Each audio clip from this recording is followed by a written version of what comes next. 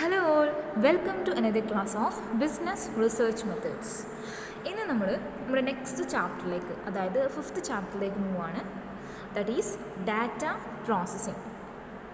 So ഏതൊരു research സ്റ്റഡിയിലും ആവശ്യമായിട്ടുള്ള ഡാറ്റ കളക്ട് ചെയ്ത് കഴിഞ്ഞിട്ടുണ്ടെങ്കിൽ അത് പ്രോപ്പറായിട്ട് പ്രോസസ്സ് ചെയ്യണം. കാരണം പ്രോസസ്സ് വളരെ എസെൻഷ്യൽ ആയിട്ടുള്ളൊരു എലമെൻ്റാണ്.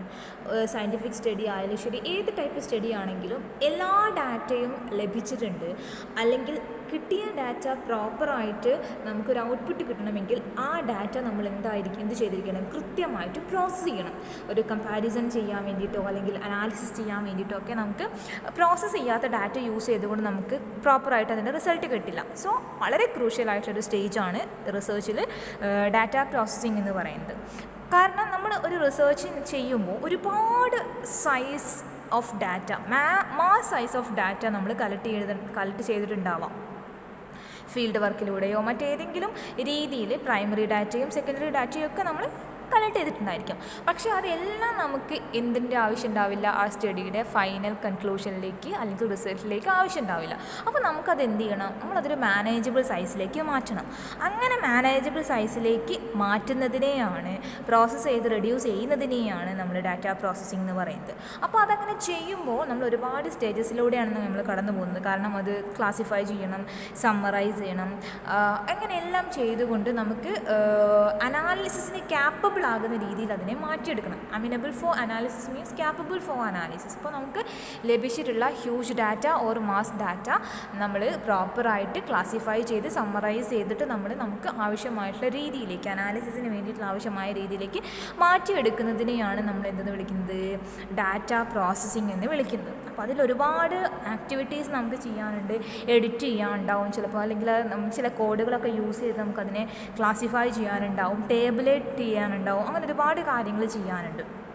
അതിനുശേഷമാണ് നമ്മൾ എന്ത് ചെയ്യുന്നത്, അനാലിസിസ് ആൻഡ് ഇൻ്റർപ്രിട്ടേഷനിലേക്ക്, ഡാറ്റ അനാലിസിസ് ആൻഡ് ഇൻ്റർപ്രിട്ടേഷനിലേക്ക് കടക്കുന്നത്. ഓക്കെ, അപ്പോൾ ഈ ഒരു കാര്യമാണ്, അല്ലെങ്കിൽ എങ്ങനെയാണ് നമുക്ക് ഒരു റിസർച്ചർക്ക് കിട്ടിയിരിക്കുന്ന ഡാറ്റ ഓർ ഇൻഫർമേഷൻ പ്രോസസ്സ് ചെയ്യുക എന്നുള്ളതാണ് നമുക്ക് ഡിസ്കസ് ചെയ്യാനുള്ളത്. അപ്പോൾ അതിൽ 4 സ്റ്റേജസിലൂടെയാണ് പ്രോസസ്സിങ് കംപ്ലീറ്റ് ആവുന്നത്. ഡാറ്റ പ്രോസസ്സിങ് കംപ്ലീറ്റ് ആവുന്നത് 4 സ്റ്റേജസിലൂടെയാണ്. Editing, coding, classification and tabulation, important stages in the processing of data. Okay, അപ്പോൾ നമുക്ക് ഓരോ സ്റ്റേജസും വളരെ ഡീറ്റെയിൽ ആയിട്ട് നോക്കി പോകാം. First one, editing. എഡിറ്റിംഗ് എന്താണെന്നുള്ളത് നിങ്ങൾക്ക് എല്ലാവർക്കും കേട്ട് പരിചയമുണ്ടാവും അല്ലേ, എഡിറ്റ് എന്ന് പറയുന്നത്. So editing first stage of data processing ആണ്. ഡാറ്റ പ്രോസസ്സിങ്ങിലെ ആദ്യത്തെ സ്റ്റേജാണ്. അതായത് ഈ ഒരു സ്റ്റേജിൽ നമ്മൾ ചെയ്യുന്നത് ഡാറ്റ എക്സാമിൻ ചെയ്യാണ്. അതായത് നമ്മൾ ക്വസ്റ്റ്യനെയറിലൂടെയോ അല്ലെങ്കിൽ ഷെഡ്യൂളിലൂടെയോ ഒക്കെ നമ്മൾ കളക്ട് ചെയ്തിരിക്കുന്ന ഇൻഫർമേഷൻ ഓർ ഡാറ്റ നമ്മൾ എക്സാമിൻ ചെയ്തിട്ട് നമ്മൾ എന്തെങ്കിലും എറേഴ്സോ ഒമിഷൻസോ ഒക്കെ ഉണ്ടോ എന്നുള്ളത് ഡിറ്റക്റ്റ് ചെയ്യുക, കണ്ടുപിടിക്കുക. Okay, so it is a careful scrutiny of the completed questionnaires and schedules. Okay, അപ്പോൾ കംപ്ലീറ്റ് ആക്കിയിരിക്കുന്ന, അതായത് നമ്മളിപ്പോൾ റെസ്പോണ്ടൻസിന് കൊടുത്തിട്ടുള്ള ക്വസ്റ്റ്യനേഴ്സ് അല്ലെങ്കിൽ നമ്മൾ യൂസ് ചെയ്ത ഷെഡ്യൂൾസൊക്കെ കംപ്ലീറ്റഡ് ഷെഡ്യൂൾസ് കേട്ടോ, അതായത് ഇൻകംപ്ലീറ്റ് ആയിട്ട്, അതായത് പകുതി ഫില്ല് ചെയ്തതൊക്കെ ഉണ്ടാവും, അതൊന്നും അല്ലാതെ കംപ്ലീറ്റ് ആയിരിക്കുന്ന ക്വസ്റ്റ്യനേഴ്സും ഷെഡ്യൂൾസും ഒക്കെ നമ്മൾ കെയർഫുള്ളായിട്ട് സ്ക്രൂട്ടിനൈസ് ചെയ്തിട്ട് എന്തെങ്കിലും എറേഴ്സോ മിസ്റ്റേക്സോ ഒക്കെ ഉണ്ടാവും എന്നുള്ളത് ഡിറ്റക്റ്റ് ചെയ്യുക. എന്നിട്ട് അത് എത്രത്തോളം നമുക്ക് കറക്റ്റ് ചെയ്യാൻ പറ്റുമോ അത്രത്തോളം കറക്റ്റ് ചെയ്യുന്ന രീതിയാണ് ഈ ഒരു എഡിറ്റിംഗ് എന്നുള്ള രീതിയിൽ പറയുന്നത്. ഓക്കെ, അപ്പോൾ എഡിറ്റിംഗ് എന്നുള്ള പറയുന്ന ഈ ഒരു ഫസ്റ്റ് പ്രോസസ്സ് കഴിയുമ്പോഴത്തേക്ക് തന്നെ ഡാറ്റ അതായത് നമുക്ക് കിട്ടിയിരിക്കുന്ന ഡാറ്റ മോർ ആക്യുറേറ്റ് ആകും. അതായത് എറേഴ്സ് ഉണ്ടെങ്കിൽ അത് നമ്മൾ ഒമിറ്റ് ചെയ്യുമ്പോൾ അതെന്താവും എന്ന് പറയുന്നത് മോർ ആക്യുറേറ്റ് ആവും. അതേപോലെ ഡാറ്റ കൺസിസ്റ്റൻ്റ് ആകും. അപ്പോൾ നമുക്ക് ആ ഒരു ഇൻഫർമേഷൻ നമുക്ക് ആവശ്യമായിട്ടുള്ള രീതിയിലേക്ക് മാറ്റാൻ നമുക്ക് സാധിക്കും. ഓക്കെ, അപ്പോൾ 2 സ്റ്റേജസ് എഡിറ്റിങ്ങിലുണ്ട്. നോട്ട് ദ പോയിൻറ്റ്, 2 സ്റ്റേജസ് ഉണ്ട് എഡിറ്റിങ്ങിൽ. ഫീൽഡ് എഡിറ്റിങ്ങും ഉണ്ട്, സെൻട്രൽ എഡിറ്റിങ്ങും ഉണ്ട്. ഫീൽഡ് എഡിറ്റിംഗ് എന്ന് പറയുന്നത് ഇപ്പോൾ ഇൻവെസ്റ്റിഗേറ്റർ തന്നെ അല്ലെങ്കിൽ റിസർച്ചർ തന്നെ റിപ്പോർട്ടിംഗ് ഫോംസ്, കംപ്ലീറ്റ് ചെയ്ത റിപ്പോർട്ടിംഗ് ഫോംസ് ജസ്റ്റ് ഒന്ന് അപ്രൈസ് ചെയ്യുക അല്ലെങ്കിൽ ഒന്ന് അനലൈസ് ചെയ്യുക. അതായത് ഏത് തരം ലെറ്റേഴ്സാണ് അവർ ഉപയോഗിച്ചത്, അബ്രീവിയേറ്റഡ് ഫോമാണോ അല്ലെങ്കിൽ നോൺ അബ്രീവിയേറ്റഡ് ഫോമാണോ, അല്ലെങ്കിൽ ലെജിബിൾ ഫോമിലാണോ അവർ എഴുതിയത് അല്ലെങ്കിൽ ഇല്ലെജിബിൾ ഫോമിലാണോ എന്നൊക്കെ നമ്മളൊന്ന് ജസ്റ്റ് ഒന്ന് നോക്കുക at the time of recording the responses. അത് നമ്മളിപ്പോൾ അതായത് നമ്മളിപ്പോൾ ക്വസ്റ്റ്യനെയർ ഫില്ല് ചെയ്യുന്ന ടൈമിൽ അല്ലെങ്കിൽ ഷെഡ്യൂൾ ഫില്ല് ചെയ്യുന്ന ടൈമിൽ തന്നെ ഈ റെസ്പോണ്ടൻസ് ഫില്ല് ചെയ്യാൻ ആണെന്നുണ്ടെങ്കിൽ അവർ യൂസ് ചെയ്യുന്ന അവരുടെ റിട്ടേൺ ഫോമാറ്റൊക്കെ ഒന്ന് ജസ്റ്റ് ഒന്ന് നമ്മൾ നോക്കുക. ആ ഒരു ടൈമിൽ എഡിറ്റിംഗ് നടത്തും. ആ എഡിറ്റിങ്ങിനെയാണ് നമ്മൾ ഫീൽഡ് എഡിറ്റിംഗ് എന്ന് പറയുന്നത്. അതായത് ആ ഒരു ഫീൽഡ് വർക്കിൻ്റെ ടൈമിൽ തന്നെ നമ്മൾ എഡിറ്റ് ചെയ്യുക അല്ലെങ്കിൽ എഡിറ്റിങ്ങിന് അനുവദിക്കുക. കാരണം ആ ഒരു ടൈമിൽ വ്യത്യസ്ത ഇൻഡിവിജ്വൽസ് ആണ് അല്ലെങ്കിൽ റെസ്പോണ്ടൻസ് ആണ് അത് ഫില്ല് ചെയ്യുന്നുണ്ടെങ്കിൽ അവരുടെ ഓരോരുത്തരുടെയും റൈറ്റിംഗ് സ്റ്റൈൽ ഡിഫറെൻ്റ് ആയിരിക്കും. അപ്പോൾ അങ്ങനെയൊക്കെ ഉണ്ടാകുമ്പോൾ ബുദ്ധിമുട്ടുണ്ടാകും. അപ്പോൾ ആ ഒരു ഡിഫിക്കൽട്ടി ഒഴിവാക്കാൻ വേണ്ടിയിട്ടാണ് ഫീൽഡ് എഡിറ്റിംഗ് നടത്തുക. പക്ഷേ ശ്രദ്ധിക്കേണ്ട കാര്യം the investigator should not make indulged to correct errors or omissions by mere guessing what the respondents would have said. അതായത് നമ്മളിപ്പോൾ പിന്നീട് ആ ഒരു റെസ്പോണ്ടൻസ് എന്താണ് ചെയ്തത് അല്ലെങ്കിൽ എന്താണ് ആൻസർ ചെയ്തിരിക്കുക എന്നുള്ളൊരു ഗസ്സിലൂടെ നമുക്കൊരിക്കലും അത് കറക്റ്റ് ചെയ്യാൻ സാധിക്കില്ല. പക്ഷേ ഇൻവെസ്റ്റിഗേറ്റർ അവിടെ ആ ഒരു പോയിന്റിൽ ശ്രദ്ധിക്കണം എന്നുള്ളതാണ് ഫീൽഡ് എഡിറ്റിംഗ് പറയുന്നത്. പിന്നെ പറഞ്ഞത് സെൻട്രൽ എഡിറ്റിംഗ് ആണ്. സെൻട്രൽ എഡിറ്റിംഗ് നടക്കുന്നത് എല്ലാ കംപ്ലീറ്റഡ് ഫോംസും ഷെഡ്യൂൾസും ഓഫീസിലോ അല്ലെങ്കിൽ അവരുടെ വർക്ക് പ്ലേസിലോ എത്തിയതിന് ശേഷം നടക്കുന്ന എഡിറ്റിംഗ് ആണ് സെൻട്രൽ എഡിറ്റിംഗ് എന്ന് പറയുന്നത്. ഇത് മേ ബി ഒരു സ്മോൾ റിസർച്ച് ഒക്കെ ആണെന്നുണ്ടെങ്കിൽ ഒരു എഡിറ്റർ മതിയാവും, അല്ലെങ്കിൽ ഹ്യൂജ് സ്റ്റഡി ഒക്കെ ആണെന്നുണ്ടെങ്കിൽ ഒരു ടീം ഓഫ് എഡിറ്റേഴ്സ് ആയിരിക്കും സെൻട്രൽ എഡിറ്റിംഗ് സാധാരണഗതിയിൽ നടത്താറുള്ളത്. ഓക്കെ, അപ്പോൾ ഈ ഒരു എഡിറ്റിങ്ങിലാണ് എറേഴ്സ് കൂടുതലായിട്ടും എന്ത് ചെയ്യുന്നത്, റെക്ടിഫൈ ചെയ്യുന്നത്. എൻട്രി റെക്കോർഡ് ചെയ്യപ്പെട്ടിരിക്കുന്ന കാര്യങ്ങളൊക്കെ കൃത്യമായിട്ട് നോക്കിയിട്ട് മിസ്സിംഗ് റിപ്ലൈസ് ഉണ്ടെങ്കിൽ അതിന് മറ്റുള്ള ഇൻഫർമേഷൻസൊക്കെ യൂസ് ചെയ്തിട്ട് റിവ്യൂ ചെയ്തിട്ട് പ്രോപ്പറായിട്ടുള്ള ആൻസർ കൊടുക്കുകയും മറ്റെന്തെങ്കിലും മിസ്റ്റേക്സ് ഉണ്ടെങ്കിൽ അത് ക്ലാരിഫൈ ചെയ്യുകയും അതേപോലെ തന്നെ റോങ് റിപ്ലൈസ് ഉണ്ടെങ്കിൽ അത് ഡ്രോപ്പ് ചെയ്യുകയൊക്കെ ചെയ്യുന്നത് സെൻട്രൽ എഡിറ്റിങ്ങിലൂടെയാണ്. യാതൊരു കാരണവശാലും റോങ് റിപ്ലൈ ആണെന്ന് മനസ്സിലായി കഴിഞ്ഞാൽ ക്ലിയർ റോങ് റിപ്ലൈസ് ആണെന്നുണ്ടെങ്കിൽ അവിടെ അത് ഡ്രോപ്പ് ചെയ്യാണ്, ഫൈനൽ റിസൾട്ട്സിലേക്ക് അത് എടുക്കില്ല, അത് ഡ്രോപ്പ് ചെയ്യാണ്. ഇനി അഥവാ ഡൗട്ട്ഫുൾ കേസസ് ഉണ്ടെങ്കിൽ അതും ഇൻകറക്റ്റ് ആയിട്ടാണ് നമ്മൾ എന്ത് ചെയ്യുന്നത്, പരിഗണിക്കുന്നത്. അതെന്താവുന്ന പറയുന്നത് ഡിസ്കാർഡ് ചെയ്യപ്പെടുകയാണ് ചെയ്യുന്നത്. ഓക്കെ, അപ്പോൾ ഈ രണ്ട് രീതിയിലാണ് എഡിറ്റിംഗ് കംപ്ലീറ്റ് ചെയ്യുന്നത്. ആൻഡ് എഡിറ്റിംഗ് ചെയ്യുന്ന സമയത്ത് എഡിറ്റർ ചെയ്യേണ്ട ചില കാര്യങ്ങളുണ്ട്. എഡിറ്റർ ചെയ്യേണ്ട കാര്യങ്ങൾ എന്ന് വെച്ചിട്ടുണ്ടെങ്കിൽ എഡിറ്റർ ഫെമിലിയർ ആയിരിക്കണം. അതായത് എഡിറ്റ് ചെയ്യുന്ന വ്യക്തിക്ക് കൃത്യമായിട്ടുള്ള നോളജ് ഉണ്ടായിരിക്കണം, അല്ലെങ്കിൽ ഇൻസ്ട്രക്ഷൻസ് കൊടുത്തിരിക്കണം. എന്ത് കാര്യമാണ് അല്ലെങ്കിൽ എന്തിനെക്കുറിച്ചുള്ള സ്റ്റഡിയാണ്, ഇൻ്റർവ്യൂവറിനെ കുറിച്ചിട്ടും അവരുടെ ഡീറ്റെയിലിങ്ങും അതേപോലെ തന്നെ കോഡും കാര്യങ്ങളും ഒക്കെ എഡിറ്റർക്ക് പറഞ്ഞു കൊടുക്കുകയും എഡിറ്റർക്ക് ഇൻസ്ട്രക്ഷൻസ് നൽകുകയും ചെയ്യണം. അങ്ങനെയുള്ള വ്യക്തികൾ മാത്രമാണ് എഡിറ്റേഴ്സായിട്ട് വർക്ക് ചെയ്യേണ്ടത്. പിന്നെ അവർ ഒറിജിനൽ എൻട്രി വൈപ്പ് ഔട്ട് ചെയ്യുന്ന സമയത്ത് എൻ്റെ wipe out original entry four one reason or other എന്തെങ്കിലും കാരണവശാൽ അവർ ഒറിജിനൽ എൻട്രി വൈപ്പ് ഔട്ട് ചെയ്യുന്നുണ്ടെങ്കിൽ ആ ഒരു കാര്യം, അതായത് ഒറിജിനൽ എൻട്രി ഉള്ള കാര്യം ഒരു സിംഗിൾ ലൈനിൽ അവരെന്ത് ചെയ്യണം, ഡ്രോ ചെയ്ത് വെക്കണം. അല്ലാതെ പിന്നീട് വായിക്കുന്ന രീതിയിൽ അല്ലെങ്കിൽ പിന്നീട് മനസ്സിലാക്കുന്ന രീതിയിൽ. പിന്നെ പറയുന്നത് ഫോമിൽ അവരെന്തെങ്കിലും എൻട്രീസ് നടത്തുകയാണെങ്കിൽ, അതായത് ആ ഒരു ക്വസ്റ്റ്യനെയറിലോ ഷെഡ്യൂളിലോ എന്തെങ്കിലും എൻട്രീസ് എഡിറ്റേഴ്സ് നടത്തുന്നുണ്ടെങ്കിൽ അത് ഒരു സ്റ്റാൻഡേർഡ് ഫോമിലേക്ക് ആക്കി നടത്തുകയും വേണം. അതുപോലെ തന്നെ ഡിസ്റ്റിങ്റ്റീവ് കളേഴ്സ് യൂസ് ചെയ്യുകയും വേണം. അതായത് ആ ഒരു ഫോമിൽ യൂസ് ചെയ്യുന്നതല്ലാത്ത മറ്റേതെങ്കിലും കളേഴ്സ് യൂസ് ചെയ്തിട്ടായിരിക്കണം അവർ നടത്തുന്ന എൻട്രീസ് എന്ന് പറയുന്നത്. പിന്നെ പറയുന്നത് എല്ലാ ഫേംസ് എല്ലാ ചേഞ്ചസും അവർ നടത്തുന്ന കാര്യങ്ങൾ മുഴുവൻ ആ ഒരു ഫോം ഓഫ് ഷെഡ്യൂളിലേക്ക് ഡേറ്റോട് കൂടിയിട്ട് അവരതെന്ത് ചെയ്തിരിക്കണം, മാറ്റിയിരിക്കണം എന്നുള്ളതാണ്. അപ്പോൾ ഇത്രയും കാര്യങ്ങളൊക്കെയാണ് എഡിറ്റർ ശ്രദ്ധിക്കുന്നത്. ഇനി നമ്മുടെ സെക്കൻഡ് സ്റ്റേജ് കോഡിങ്. എഡിറ്റിംഗ് കഴിഞ്ഞാൽ പിന്നെ ചെയ്യുന്നത് കോഡിംഗ് ആണ്. ആൻസേഴ്സിന് എന്തെങ്കിലും ഒരു ഫിഗറോ അല്ലെങ്കിൽ സിംബലോ ഒക്കെ യൂസ് ചെയ്തുകൊണ്ട് ആൻസേഴ്സിന് ആ സിംബലോ കോഡോ ഒക്കെ അസൈൻ ചെയ്യുന്ന പ്രോസസ്സാണ് കോഡിംഗ് എന്ന് പറയുന്നത്. അതായത് ഈ ഒരു സിംബലോ ഫിഗേഴ്സൊക്കെ അസൈൻ ചെയ്യുന്നത് നമുക്ക് ലഭ്യമായിരിക്കുന്ന ആൻസേഴ്സിനെ കാറ്റഗറൈസ് ചെയ്യാനോ അല്ലെങ്കിൽ ക്ലാസിഫൈ ചെയ്യാനോ വേണ്ടിയിട്ടായിരിക്കും. അപ്പോൾ നമുക്ക് വളരെ പെട്ടെന്ന് തന്നെ നമുക്ക് കിട്ടിയിരിക്കുന്ന റിസൾട്ട്സിനെ ക്ലാസിഫൈ ചെയ്യാൻ വളരെ യൂസ്ഫുൾ ആയിരിക്കും ഈ കോഡിംഗ് എന്ന് പറയുന്ന സ്റ്റെപ്പ് കംപ്ലീറ്റ് ചെയ്യുന്ന ടൈം. അതായത് നമ്മളിപ്പോൾ സാധാരണഗതിയിൽ ഈ ഒരു കോഡിംഗ് നടത്തുന്നത് 2 ഓപ്പറേഷൻസിലൂടെയാണ്. ഒന്നാമത്തെ design the category to be used and രണ്ടാമത്തെ to allocate individual answers to them. അതായത് ഇപ്പോൾ നമ്മളിപ്പോൾ ഒരു ക്വസ്റ്റ്യനെയർ നമ്മൾ ഫില്ല് ചെയ്ത് വാങ്ങിയിട്ട് ആ ഒരു വർക്കേഴ്സ് പ്രോബ്ലം ആണെങ്കിൽ ആ വർക്കർ ഫേസ് ചെയ്യുന്ന പ്രോബ്ലം എന്താണ് എന്നുള്ളത്, ഇപ്പോൾ സപ്പോസ് മെഷീൻ ബ്രേക്ക് ഡൗൺ ആണെങ്കിൽ മെഷീൻ ബ്രേക്ക് ഡൗണിൽ നമ്മളൊരു കോഡ് കൊടുക്കുന്നു, ABC or XYZ കൊടുക്കുന്നു. മറ്റേതെങ്കിലും പ്രോബ്ലം ആണെന്നുണ്ടെങ്കിൽ അതിനൊരു കോഡ് കൊടുക്കുന്നു, ABC അല്ലെങ്കിൽ XYZ കൊടുക്കുന്നു. അങ്ങനെ കൊടുക്കുന്ന സമയത്ത് ആ ഒരു കോഡിങ് അല്ലെങ്കിൽ ആ ഒരു ഫിഗേഴ്സ് യൂസ് ചെയ്തുകൊണ്ട് പെട്ടെന്ന് നമുക്ക് ഐഡൻറ്റിഫൈ ചെയ്യാം ദിസ് ഈസ് ദ പ്രോബ്ലം. അപ്പോൾ ആ ഒരു കോഡ് വരുന്ന എല്ലാ ആൻസേഴ്സിലും റെസ്പോൺസ് ഫില്ല് ചെയ്യുന്ന എല്ലാ ആൻസേഴ്സിലും നമുക്ക് പെട്ടെന്ന് ഐഡൻറ്റിഫൈ ചെയ്യാൻ പറ്റും, നമുക്ക് പെട്ടെന്ന് ഗ്രൂപ്പ് ചെയ്യാൻ പറ്റും അല്ലെങ്കിൽ ക്ലാസിഫൈ ചെയ്യാൻ സാധിക്കും. ഓക്കെ, ആൻഡ് ഈ ഒരു കോഡിങ്ങിൽ ചില ഫീച്ചേഴ്സ് ഉണ്ട്. അതായത് കോഡിങ് ചെയ്യുന്ന സമയത്ത് ചില കാര്യങ്ങൾ ശ്രദ്ധിക്കണം. ചിലപ്പോൾ എക്സ്ഹോസ്റ്റീവ്നെസ് ആയിട്ടായിരിക്കും അവർ റീപ്ലേസ് ചെയ്യുന്നത്, ചിലപ്പോൾ മ്യൂച്വലി എക്സ്ക്ലൂസിവിറ്റി ഉണ്ടാവും, ചിലപ്പോൾ അൺഡൈമെൻഷനാലിറ്റി ഉണ്ടാവും. അപ്പോൾ എന്തൊക്കെയാണ് ആ ഒരു കാര്യങ്ങൾ അല്ലെങ്കിൽ ആ ഒരു ഫീച്ചേഴ്സ് എന്തൊക്കെയാണെന്നുള്ളത് നമുക്ക് ജസ്റ്റ് ഒന്ന് നോക്കാം. ഒന്നാമത്തെ കാര്യം എക്സ്ഹോസ്റ്റീവ്നെസ് ആണ്. എക്സ്ഹോസ്റ്റീവ്നെസ് എന്ന് വെച്ചിട്ടുണ്ടെങ്കിൽ there must be a class for every data item. എല്ലാ ഡാറ്റ ഐറ്റത്തിനും ഒരു ക്ലാസ് അല്ലെങ്കിൽ ഒരു ക്ലാസിഫിക്കേഷൻ അവിടെ ഉണ്ടായിരിക്കും എന്നുള്ളതാണ് എക്സ്ഹോസ്റ്റീവ്നെസ്സിനെ കൂടെ ഉദ്ദേശിക്കുന്നത്. മ്യൂച്വൽ എക്സ്ക്ലൂസിവിറ്റി മീൻസ് ഒരു സ്പെസിഫിക് ആൻസർ ഒരേ ഒരു സെല്ലിൽ മാത്രമേ നമുക്ക് പ്ലേസ് ചെയ്യാൻ സാധിക്കുള്ളൂ. That is mutual exclusivity. അതായത് നമ്മൾ ഒരു ക്വസ്റ്റ്യനിൽ ഒരു കാറ്റഗറി ഓഫ് ക്വസ്റ്റ്യൻസ് ചോദിക്കുമ്പോൾ നമ്മൾ ആ ടാബ്ലേറ്റ് ചെയ്യുന്ന സമയത്ത് ആ ഒരേ ഒരു സെല്ലിൽ ആ ഒരു ആൻസർ മാത്രമേ അല്ലെങ്കിൽ ആ ഒരു സ്പെസിഫിക് ആൻസർ മാത്രമേ നൽകാൻ സാധിക്കുള്ളൂ. ആ ഒരു കാറ്റഗറൈസേഷനിലേക്ക് മറ്റുള്ള ആൻസേഴ്സോ മറ്റുള്ള ക്വസ്റ്റ്യൻസിൻ്റെ ഔട്ട്പുട്ടോ ഒന്നും എൻ്റർ ചെയ്യാൻ സാധിക്കില്ല. അത്തരത്തിലുള്ള കോഡിങ്ങിനെയാണ് മ്യൂച്വൽ എക്സ്ക്ലൂസിവിറ്റി എന്ന് പറയുന്നത്. Third feature അൺഡൈമെൻഷാലിറ്റി.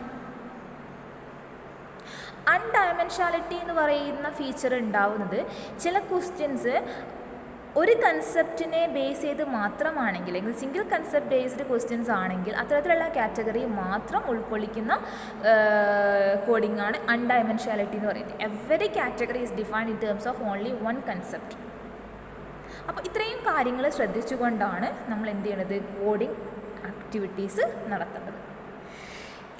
ഇനി നമ്മൾ ശ്രദ്ധിക്കേണ്ട കാര്യം എന്ന് പറയുന്നത് ഈ എഡിറ്റിംഗ് പോലെ തന്നെ വളരെ ഇമ്പോർട്ടൻ്റ് ആയിട്ട് കാര്യമാണ് ഈ കോഡിംഗ് എന്ന് പറയുന്നത്. എഫിഷ്യൻ്റ് അനാലിസിസ് നടത്താൻ വളരെ ഹെൽപ്ഫുള്ളാണ് കോഡിംഗ്. കാരണം ഓരോ നേരത്തെ പറഞ്ഞ പോലെ ഞാനിപ്പോൾ ഫീച്ചേഴ്സ് പറഞ്ഞ പോലെ തന്നെ ഓരോ സെല്ലിലും അല്ലെങ്കിൽ ഓരോ ഏരിയയിലും അല്ലെങ്കിൽ ഓരോ സെറ്റിലും പെർട്ടിക്കുലർ ഇൻഫർമേഷൻസ് മാത്രമേ ഉൾക്കൊള്ളിക്കാൻ പാടുള്ളൂ. അല്ലെങ്കിൽ ഓരോ ഇൻഫർമേഷൻസിനും ഓരോ ഗ്രൂപ്പ് ഉണ്ട്, അല്ലെങ്കിൽ ഓരോ കാറ്റഗറൈസേഷൻ ഉണ്ട്, അല്ലെങ്കിൽ ഒരു ഏരിയയിൽ ഒരു കൺസെപ്റ്റിൽ ബേസ് ചെയ്തിട്ടുള്ള ക്വസ്റ്റ്യൻസ് അല്ലെങ്കിൽ ഔട്ട്പുട്ട് മാത്രമേ ഉള്ളൂ എന്നുള്ള കൃത്യമായിട്ടുള്ള കോഡിംഗ് ഉണ്ടെങ്കിൽ അത് അനാലിസിസിന് വളരെ യൂസ്ഫുൾ ആകും.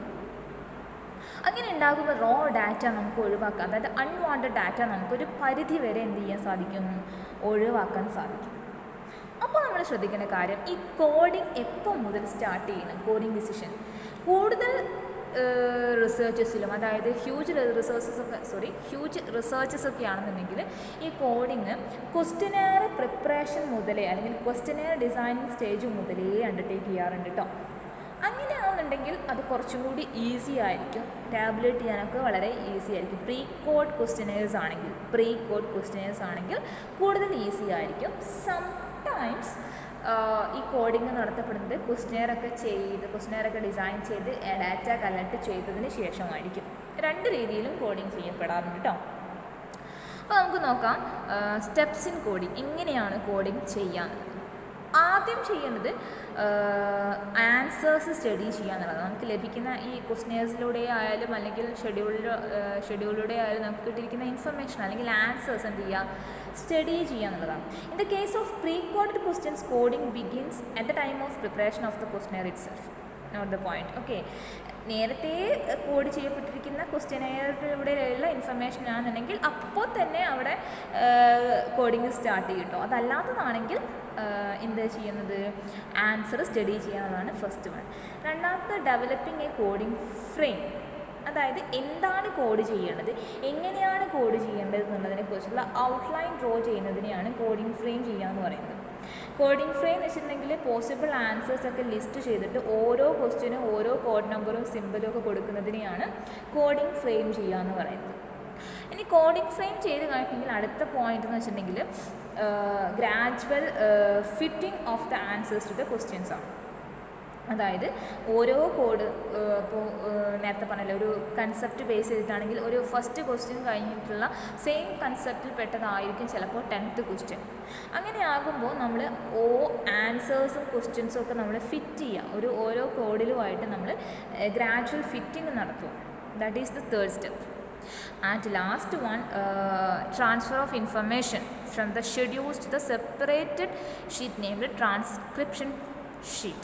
അതായത് കോഡ് ചെയ്യപ്പെട്ട ഇൻഫർമേഷൻസ് മാറ്റുന്ന ഷീറ്റിനെ അല്ലെങ്കിൽ ആ ഒരു സെപ്പറേറ്റഡ് ഷീറ്റിനെയാണ് നമ്മൾ ട്രാൻസ്ക്രിപ്ഷൻ ഷീറ്റ് എന്ന് വിളിക്കുന്നത്. അപ്പോൾ നമുക്ക് കിട്ടിയിരിക്കുന്ന ഇൻഫർമേഷൻ, അതായത് നമ്മൾ കോഡ് ചെയ്യപ്പെട്ടിരിക്കുന്ന ഇൻഫർമേഷൻസ് നമ്മൾ എങ്ങോട്ടേക്ക് മാറ്റുക, ട്രാൻസ്ക്രിപ്ഷൻ ഷീറ്റിലേക്ക് മാറ്റുന്നതാണ് ലാസ്റ്റ് സ്റ്റേജ്. നമുക്ക് ഡിസ്കസ് ചെയ്യാനുള്ളത് what are the coding rules. നമ്മൾ കോഡ് ചെയ്യുമ്പോൾ നമ്മൾ എന്തൊക്കെ കാര്യങ്ങളാണ് ശ്രദ്ധിക്കണമെന്നുള്ളത്. ഏറ്റവും പ്രധാനപ്പെട്ട കാര്യം എന്ന് പറയുന്നത് കോഡ് നമ്പേഴ്സ് കൊടുക്കുക എന്നുള്ള, ഓരോ റെസ്പോണ്ടൻസിനും കോഡ് നമ്പേഴ്സ് കൊടുക്കുക. പിന്നീട് ഓരോ ക്വസ്റ്റ്യൻസിനും കോഡ് നമ്പർ കൊടുക്കുക. പിന്നുള്ളത് ഓരോ റെസ്പോൺസിനും കോഡ് നമ്പർ കൊടുക്കുക. റെസ്പോണ്ടൻസിനും ക്വസ്റ്റ്യനും കൊടുക്കുക, റെസ്പോൺസിനും കോഡ് നമ്പർ കൊടുക്കുക. പിന്നെ പറയുന്നത് റിസർച്ചർ തന്നെ പരമാവധി കോഡ് അസൈൻ ചെയ്യാൻ വേണ്ടി ശ്രമിക്കുക. അതിന് മറ്റൊരാളെ വെച്ചിട്ടുണ്ടെങ്കിൽ ആ ഒരു കൺഫ്യൂഷൻ ഉണ്ടാകാനുള്ള സാധ്യത കൂടുതലായിരിക്കും. So researcher himself do the work of assigning code. പിന്നെ പറയുന്ന കാര്യം എന്ന് പറയുന്നത് കോഡിംഗ് ഫ്രെയിം അറേഞ്ച് ചെയ്യുക എന്നുള്ളതാണ്. പിന്നെയുള്ളത് കോഡേഴ്സിന് ഇൻസ്ട്രക്ഷൻസ് കൊടുക്കുക. ഇൻ ദ കേസ് ഈ ഒരു റിസർച്ചർ അല്ല കോഡിംഗ് പ്രാക്ടീസസ് ചെയ്യുന്നത് എന്നാണെങ്കിൽ അവർക്ക് കൃത്യമായിട്ടുള്ള ഇൻസ്ട്രക്ഷൻസ് നൽകേണ്ടതാണ്. ക്വസ്റ്റ്യൻ്റെയും അതേപോലെ തന്നെ സ്റ്റഡിയുടെയും നാച്ചുറും ഒബ്ജക്റ്റീവ്സും ഒക്കെ നൽകിയിട്ട് കൃത്യമായിട്ടുള്ള ഇൻസ്ട്രക്ഷൻസ് കോഡേഴ്സിന് നൽകും. The next one, get ready the supply coders instruction manual. Supply ഈ കോഡേഴ്സിന് ഒരു ഇൻസ്ട്രക്ഷൻ മാനുവൽ സപ്ലൈ ചെയ്യാം. ദെൻ നെക്സ്റ്റ് കാര്യം എന്ന് പറയുന്നത് ഈ ട്രെയിൻഡ് കോഡേഴ്സിന് പ്രോപ്പറായിട്ടുള്ള സർവീസസ് അറേഞ്ച് ചെയ്ത് കൊടുക്കുക. ആൻഡ് അങ്ങനെ അറേഞ്ച് ചെയ്ത് കൊടുക്കുന്നതോടൊപ്പം തന്നെ ശ്രദ്ധിക്കേണ്ട കാര്യം, that must be under close supervision. Then next point, ഓരോ കോഡഡ് ഐറ്റവും ഓരോ കോഡിങ്ങിൻ്റെ സ്റ്റേജസ് തുടങ്ങുന്ന സമയത്തും നമ്മൾ കൃത്യമായിട്ട് ഇൻസ്പെക്ട് ചെയ്യുക. എന്തെങ്കിലും എറേഴ്സ്, കോഡിങ്ങിൽ എന്തെങ്കിലും എറേഴ്സോ മിസ്റ്റേക്സോ വരുന്നുണ്ടെന്നുള്ളത് നമ്മൾ വിജിലൻ്റ് ആയിട്ട് നമ്മളതിനെ ഇൻസ്പെക്ട് ചെയ്യും. പിന്നീട് റാൻഡം ചെക്കിങ് നടത്തുക കേട്ടോ. ഈ കോഡിംഗ് പ്രാക്ടീസസ് ഒക്കെ നടക്കുന്ന സമയത്ത് ഇടയ്ക്കിടയ്ക്ക് എന്ത് ചെയ്യുക, ചെക്കിങ് നടത്തുക. പിന്നെ ഉള്ളത് റിസർച്ചർ തന്നെ മുൻകൈ എടുക്കണം. ഈ ഒരു കോഡിംഗ് പ്രോസസ്സിൽ എന്തെങ്കിലും ചേഞ്ചസ് വരുത്തണം എന്നുണ്ടെങ്കിൽ, അല്ലെങ്കിൽ കോഡിംഗ് ടൈമിൽ എന്തെങ്കിലും ചേഞ്ചസ് നടത്തണം എന്നുണ്ടെങ്കിൽ ആ ഒരു ഡിസിഷൻ റിസർച്ചർ തന്നെ ഏറ്റെടുക്കും. അപ്പോൾ ഇത്രയും കാര്യങ്ങളാണ് കോഡിംഗ് എന്ന് പറയുന്ന കാര്യം ചെയ്യുമ്പോൾ ശ്രദ്ധിക്കുന്നത്. നെക്സ്റ്റ് സ്റ്റേജ്, അവർ തേർഡ് സ്റ്റേജ് ഈസ് ക്ലാസിഫിക്കേഷൻ. അപ്പോൾ നമ്മൾ കിട്ടിയിരിക്കുന്ന റോ ഡാറ്റ നമ്മൾ ആദ്യം എഡിറ്റ് ചെയ്തു, അതിനെ കോഡ് ചെയ്തു. ഇനി നമ്മൾ ചെയ്യുന്നത് ക്ലാസിഫൈ ചെയ്യുക എന്നുള്ളതാണ്. അപ്പോൾ നമുക്ക് കിട്ടിയിരിക്കുന്ന ഇൻഫർമേഷൻ റിലേറ്റഡ് ഫാക്ട്സ് ആണെങ്കിൽ, അതായത് ഒരു ഇൻഫർമേഷനും മറ്റൊരു ഇൻഫർമേഷനും തമ്മിൽ റിലേഷൻ ഉണ്ടെങ്കിൽ അത്തരത്തിലുള്ള ഫാക്ട്സ് എല്ലാം കൂടി നമ്മളൊരു ക്ലാസ്സിലേക്ക് നമ്മൾ മാറ്റും, അല്ലെ? കോമൺ ക്യാരക്ടറിസ്റ്റിക്സിൻ്റെ ബേസിസിൽ നമ്മൾ ഒരു കോമൺ ക്ലാസ്സിലേക്ക് മാറ്റും, അല്ലെങ്കിൽ ഗ്രൂപ്പ് ചെയ്യുന്നതിനെയാണ് സിംപ്ലി ക്ലാസിഫിക്കേഷൻ എന്ന് പറയുന്നത്. നിങ്ങൾക്ക് എല്ലാവർക്കും അറിയുന്ന കാര്യമാണ്, അല്ലേ? അപ്പോൾ അങ്ങനെ ഉണ്ടാകുന്ന സമയത്ത് എൻ്റയർ ഡാറ്റ ഒന്നോ അല്ലെങ്കിൽ അതിൽ കൂടുതലോ ഗ്രൂപ്പായിട്ടോ ക്ലാസ്സായിട്ടോ തിരിക്കുമ്പോൾ നമുക്ക് ഒരുപാട് ക്വാളിറ്റി കിട്ടും. അതായത് മോർ ക്ലാരിറ്റി ഉണ്ടാകും ഇൻഫർമേഷന്, ഹോമോജീനിറ്റി കാണാൻ സാധിക്കും, അതേപോലെ തന്നെ ആക്യുറസി ഉണ്ടാകാനുള്ള സാധ്യത കൂടുതലാണ്. അപ്പോൾ അങ്ങനെ ഒരുപാട് ബെനിഫിറ്റ്സ് ഈ ഒരു ക്ലാസിഫിക്കേഷൻ ഓഫ് ഇൻഫർമേഷനിലൂടെ നമുക്ക് ലഭിക്കും. നമുക്ക് നോക്കാം what are the objectives of classification. എല്ലാവർക്കും അറിയാം മാസ് ഡാറ്റ നമുക്ക് കണ്ടൻസ് ചെയ്യാൻ സാധിക്കും, അതേപോലെ തന്നെ ഡാറ്റ ഓർഗനൈസ് ചെയ്യാൻ സാധിക്കും, നമുക്ക് കമ്പാരിസണ് ഫെസിലിറ്റേറ്റ് ചെയ്യും. അതേപോലെ തന്നെ ഒരു ഡാറ്റയുടെ ഏറ്റവും പ്രധാനപ്പെട്ട ഫീച്ചർ ഒറ്റ നോട്ടത്തിൽ നമുക്ക് മനസ്സിലാക്കാൻ സാധിക്കും. If it is classified properly, അല്ലെ, കൃത്യമായിട്ട് ക്ലാസിഫൈ ചെയ്യണമെങ്കിൽ നമുക്ക് ആ ഒരു ഇപ്പോൾ ടേബിളായിട്ടാണെങ്കിൽ അല്ലെങ്കിൽ മറ്റേതെങ്കിലും ഫോമിൽ അത് ഒരു ക്ലാസിഫിക്കേഷൻ നടത്തിയിട്ടുണ്ടെങ്കിൽ നമുക്ക് ഒറ്റ നോട്ടത്തിൽ നമുക്ക് അതിൻ്റെ എന്താ പറയുക കണ്ടൻറ്റ് നമുക്ക് മനസ്സിലാക്കാൻ സാധിക്കും. And last objective to give prominence to the important information. പ്രോമിനൻ്റ് ആയിട്ടുള്ള ഇൻഫർമേഷൻ ഏതാണ്, അല്ലെങ്കിൽ വളരെ ഇമ്പോർട്ടൻ്റ് ആയിട്ടുള്ള ഇൻഫർമേഷൻ ഏതാണോ അതിന് കൂടുതൽ പ്രാധാന്യം നൽകാൻ നമുക്ക് സാധിക്കും if it is classified properly. Okay, അപ്പോൾ ഇത്രയുമാണ് ക്ലാസിഫിക്കേഷൻ ഒബ്ജക്റ്റീവ്സ്. അപ്പോൾ ഇനി നമുക്ക് ശ്രദ്ധിക്കാനുള്ളത് ടൈപ്സ് ഓഫ് ക്ലാസിഫിക്കേഷനാണ്. ഒരുപാട് ടൈപ്പ് ക്ലാസിഫിക്കേഷൻ ഉണ്ട്. ക്വാളിറ്റേറ്റീവ് ക്ലാസിഫിക്കേഷൻ ഉണ്ട്, or otherwise on the basis of attributes. Then geographical classification ഉണ്ട് on the basis of area. Chronological classification ഉണ്ട് on the basis of time. Quantitative classification ഉണ്ട് on the basis of quantity. Then multiple classification ഉണ്ട്. Then dichotomous classification ഉണ്ട്. And last one classification according to a class interval. അതിൽ first one qualitative classification. എനിക്ക് എല്ലാവർക്കും അറിയാം qualitative classification എന്തായിരിക്കും എന്നുള്ളത്. അതായത് ക്വാളിറ്റേറ്റീവ് ഡാറ്റയെ ബേസ് ചെയ്തിട്ടാണ്, അല്ലെങ്കിൽ ചില ആട്രിബ്യൂട്ട്സ് അല്ലെങ്കിൽ ക്വാളിറ്റി അതായത് ലിറ്ററസി, റിലീജിയൻ തുടങ്ങിയ വസ്തുതകളെ അടിസ്ഥാനപ്പെടുത്തിയിട്ടാണ് ചില ഇൻഫർമേഷൻസ് ക്ലാസിഫൈ ചെയ്യുന്നതെങ്കിൽ അതിനെയാണ് നമ്മൾ ക്വാളിറ്റേറ്റീവ് ക്ലാസിഫിക്കേഷൻ എന്ന് പറയുന്നത്. ഇനി അതല്ല ലൊക്കേഷണൽ ബേസിസിൽ അല്ലെങ്കിൽ ഏരിയ ബേസിസിൽ, ജിയോഗ്രഫിക്കൽ ഏരിയ ബേസിസിലൊക്കെ ചില ഐറ്റംസ് ക്ലാസിഫൈ ചെയ്യാമെന്നുണ്ടെങ്കിൽ നമുക്കതിനെ ജിയോഗ്രാഫിക് ക്ലാസിഫിക്കേഷൻ എന്ന് വിളിക്കാം. ഇനി ടൈമിനെ ബേസ് ചെയ്തിട്ടാണെങ്കിൽ, പീരീഡ് ഓഫ് ടൈമിനെ ബേസ് ചെയ്തിട്ടാണ് ഒരു ഡാറ്റ ഒബ്സർവ് ചെയ്യുന്നതെങ്കിൽ അല്ലെങ്കിൽ കളക്ട് ചെയ്യുന്നതെങ്കിൽ നമുക്കതിനെ ക്രോണോളജിക്കൽ ക്ലാസിഫിക്കേഷൻ എന്ന് വിളിക്കാം. ഇനി ക്വാണ്ടിറ്റേറ്റീവ് ഇൻഫർമേഷൻ ബേസിസിലാണ് നമ്മൾ ഇൻഫർമേഷൻ ക്ലാസിഫൈ ചെയ്യുന്നതെങ്കിൽ, അതായത് ഹൈറ്റ്, വെയ്റ്റ് തുടങ്ങിയ മെഷറബിൾ വാല്യൂവിലാണ് നമ്മൾ ക്ലാസിഫൈ ചെയ്യുന്നതെങ്കിൽ അതിനെ നമുക്ക് ക്വാണ്ടിറ്റേറ്റീവ് ക്ലാസിഫിക്കേഷൻ എന്ന് വിളിക്കാം.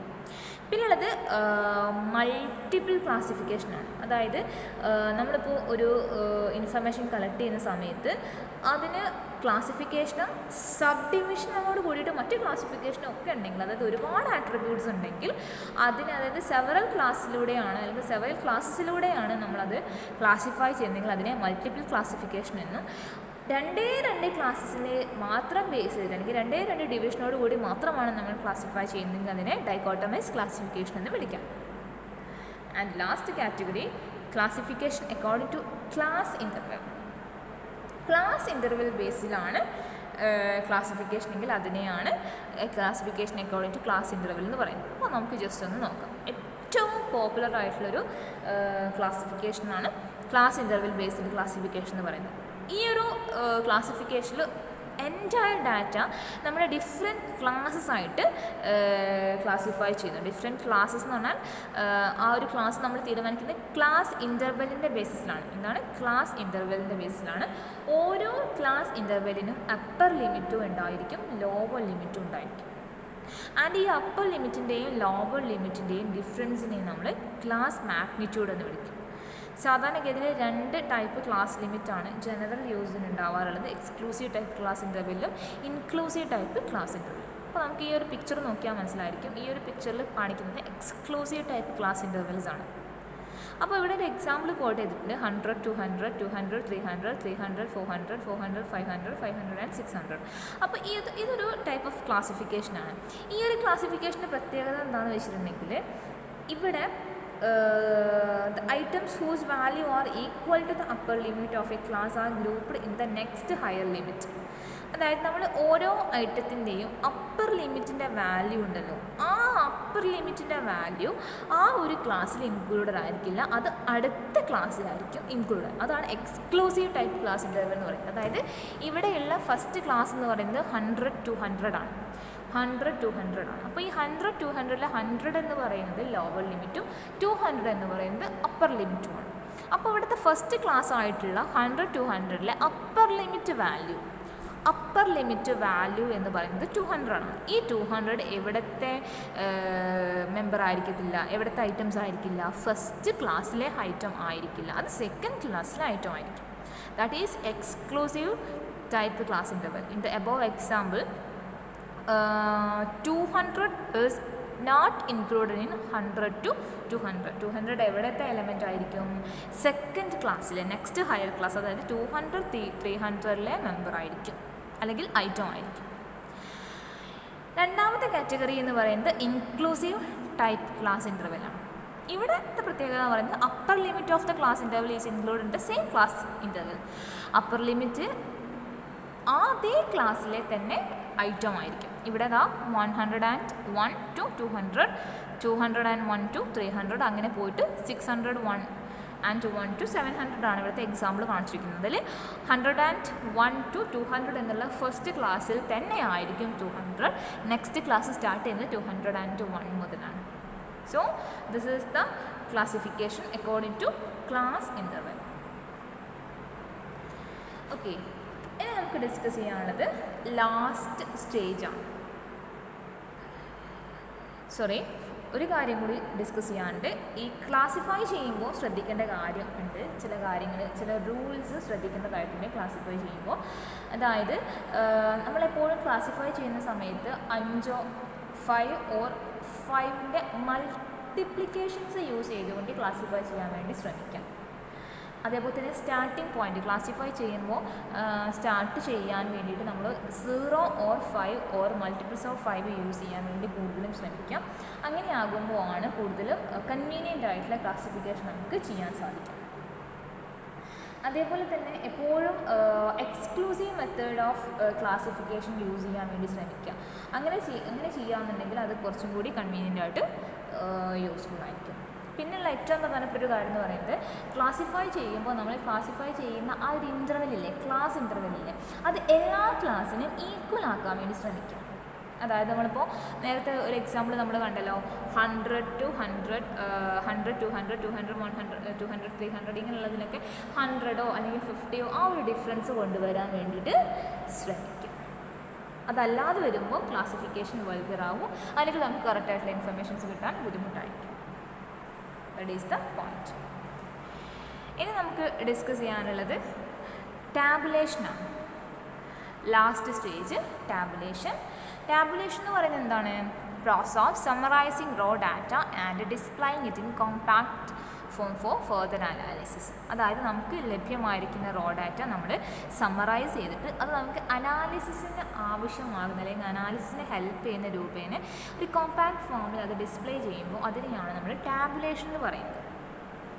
നമ്മളിപ്പോൾ എന്തെങ്കിലും ഒരു ലോജിക് സെൻസിൻ്റെ ബേസിസിലോ അല്ലെങ്കിൽ എന്തെങ്കിലും ഒരു കൺസൈസ് ഫോമാറ്റിലോ നമ്മുടെ ഡാറ്റ നമ്മൾ അറേഞ്ച് ചെയ്യുന്നതിനെയാണ് ടാബുലേഷൻ എന്ന് പറയുന്നത്. ഇപ്പോൾ ടാബുലേറ്റ് ചെയ്യുമ്പോൾ നമുക്ക് ടാബുലേഷൻ ചെയ്യുന്നത് നമുക്ക് നമ്മുടെ കോംപ്ലക്സ് ഡാറ്റ സിംപ്ലിഫൈ ചെയ്യാൻ വേണ്ടിയിട്ടൊക്കെയാണ്. ഓർഡർലി അറേഞ്ച്മെൻറ്റ് ഓഫ് ഡാറ്റ ആണ് in columns and rose. Table ഫോമിലേക്ക്, അതായത് ടേബിൾ ഫോമിലേക്ക് വെച്ചിട്ടുണ്ടെങ്കിൽ റോസ് ആൻഡ് കോളംസ് ആണല്ലോ അല്ലേ. അപ്പോൾ ആ കോളംസിലേക്കും റോസിലേക്കും ഒക്കെ റോ ഡാറ്റ നമ്മൾ അറേഞ്ച് ചെയ്യുന്നതിനെ ടാബുലേഷൻ വിളിക്കും. ചിലപ്പോൾ അത് ബൈ ഹാൻഡ് ആയിരിക്കും ചെയ്യാം, അല്ലെങ്കിൽ ബൈ മെക്കാനിക്കൽ ഡിവൈസ് ആയിരിക്കും, ത്രൂ കമ്പ്യൂട്ടേഴ്സ് ആയിരിക്കും. അങ്ങനെയൊക്കെ ടാബുലേഷൻ നടത്താറുണ്ട്. ആൻഡ് എന്തൊക്കെ കാര്യങ്ങൾ കൊണ്ടായിരിക്കാം ടാബുലേഷൻ നടത്തുന്നതെന്ന് വെച്ചിട്ടുണ്ടെങ്കിൽ കോംപ്ലക്സ് ഡാറ്റ സിംപ്ലിഫൈ ചെയ്യാൻ വേണ്ടിയിട്ട് വളരെ ഹെൽപ്ഫുള്ളാണ് ടാബുലേഷൻ. ആൻഡ് മറ്റൊരു കാര്യം എന്ന് പറയുന്നത്, നമുക്ക് ഒരുപാട് സ്പേസ് പ്രിസർവ് ചെയ്യാൻ സാധിക്കും of the data is properly tabulated.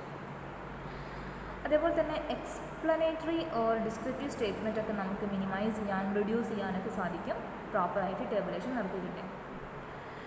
പിന്നെ നമുക്ക് വളരെ ഈസി ആയിട്ട് കമ്പാരിസൺ ചെയ്യാൻ സാധിക്കും ടാബുലേഷൻ നടത്തിയിട്ടുണ്ടെങ്കിൽ. പിന്നെ അതേപോലെ തന്നെ പെട്ടെന്ന് ഐഡൻറ്റിഫൈ ചെയ്യാൻ പറ്റും ഡാറ്റ ഇൻഫർമേഷനൊക്കെ പെട്ടെന്ന് ഐഡൻറ്റിഫൈ ചെയ്യാൻ സാധിക്കും. കാരണം കൃത്യമായിട്ട് ടാബുലേറ്റ് ചെയ്തിട്ട് പ്രോപ്പർ ടൈറ്റിലൊക്കെ കൊടുത്തിട്ടുണ്ടെങ്കിൽ നമുക്കത് വളരെ ഡിസ്റ്റിങ്റ്റീവ്ലി നമുക്ക് ഐഡൻറ്റിഫൈ ചെയ്യാനും മനസ്സിലാക്കാനൊക്കെ സാധിക്കും. അതേപോലെ തന്നെ വളരെ പെട്ടെന്ന് എറേഴ്സും ഒമിഷൻസും ഒക്കെ ഡിറ്റക്റ്റ് ചെയ്യാനും അത് ഫൈൻഡ് ഔട്ട് ചെയ്യാനും റെക്ടിഫൈ ചെയ്യാനൊക്കെ സാധിക്കും.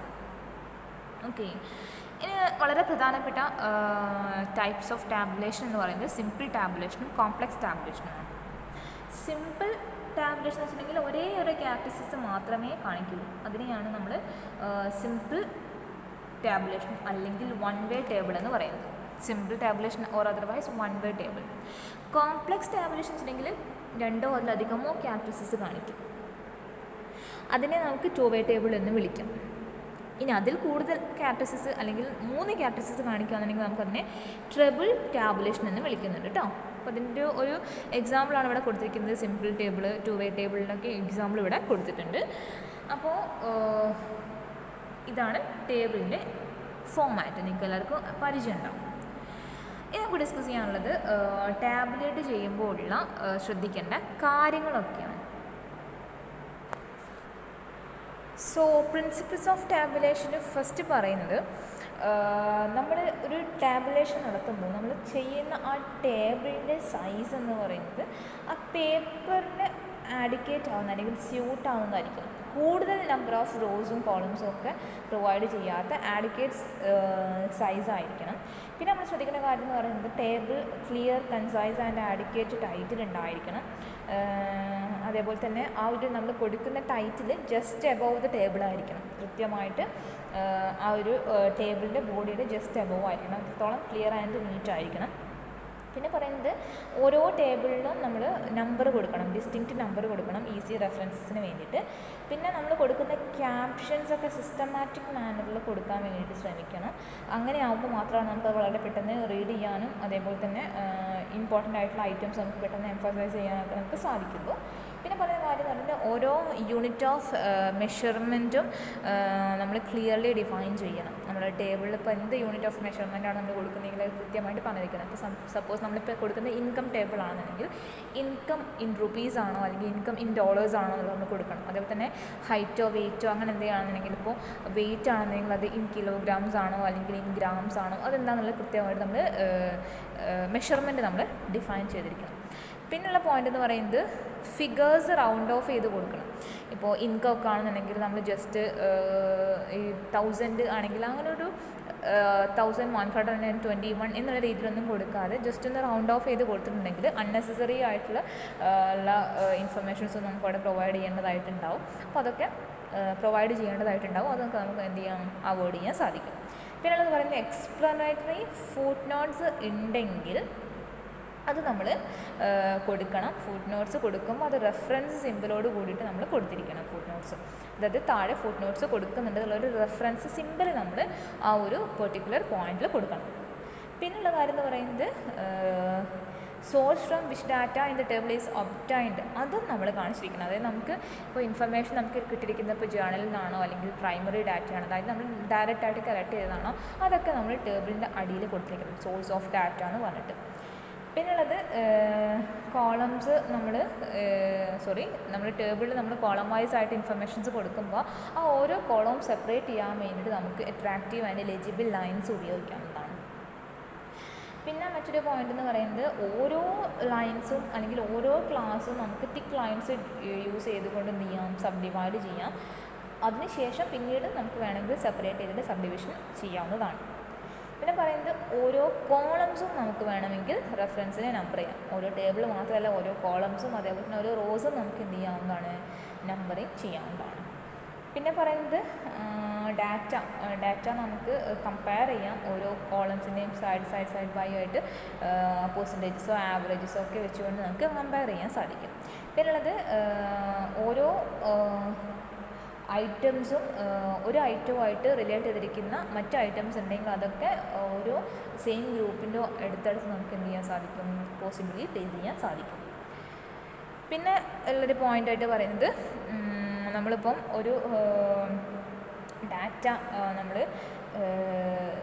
യൂസ് ചെയ്യുന്നുണ്ടെങ്കിൽ അല്ലെങ്കിൽ ചില ഡാറ്റ അല്ലെങ്കിൽ ഡിഫറെൻറ്റ് കൈൻഡ്സ് ഓഫ് ടൈപ്പോ അല്ലെങ്കിൽ സ്പേസിങ്ങോ അല്ലെങ്കിൽ ഇൻഡിക്കേഷൻസൊക്കെ അല്ലെങ്കിൽ ഐഡൻറ്റിഫിക്കേഷൻസൊക്കെ ഉപയോഗിച്ചുകൊണ്ട് നമുക്ക് ഡാറ്റയ്ക്ക് എംഫസൈസ് കൊടുക്കാൻ സാധിക്കും. ഇപ്പോൾ സപ്പോസ് നമ്മളിപ്പോൾ ഒരു വളരെ ഇമ്പോർട്ടൻ്റ് ആയിട്ടുള്ളൊരു ഡാറ്റയാണ്, നമുക്ക് വേണമെങ്കിൽ നമുക്കതിന് എന്താ പറയുക അണ്ടർലൈൻ കൊടുക്കാൻ സാധിക്കും, അല്ലെങ്കിൽ ബോൾഡ് ആക്കാൻ സാധിക്കും, അല്ലെങ്കിൽ ഇറ്റാലിക് ആക്കാൻ സാധിക്കും.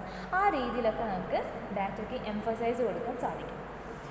പിന്നെ പറയുന്നത് എല്ലാ ഐറ്റംസും ടേബിളിലുള്ള എല്ലാ ഐറ്റംസും ലോജിക്കലി അറേഞ്ച് ചെയ്യണം. അതേപോലെ തന്നെ എല്ലാ കോളംസും ഫിഗേഴ്സും ഒക്കെ പ്രോപ്പർലി അലൈൻ ചെയ്യണം. പിന്നെ നമ്മൾ അബ്രീവിയേഷൻസ് അവോയ്ഡ് ചെയ്യണം കേട്ടോ.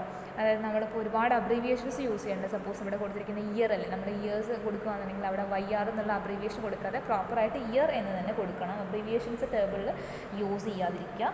പിന്നെ പറയുന്നത് വേണമെന്നുണ്ടെങ്കിൽ മിസ്ലീനിയസ് കോളംസ് ആഡ് ചെയ്ത് കൊടുക്കുക.